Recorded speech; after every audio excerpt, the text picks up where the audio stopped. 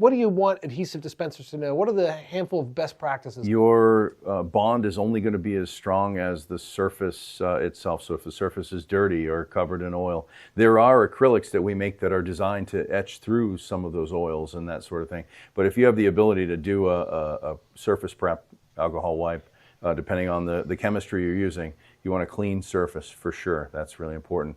But it may take as much as abrading if there's certain types of plastic where you may need a flame treat or a plasma treat. But again, check with either our engineers or your team to find out the best route with that. So after a clean surface is always leveling the plungers. Mm-hmm. And then after you've done that, you want to put your mix tip on. You want to dispense a mix tip's length of material. So if the mixer was this long, you want to dispense this much material. If your mixer is this long, you would attach this. So if you had a 6-inch mixer, you want to dispense 6 inches of adhesive. Roughly, correct, right. Yeah.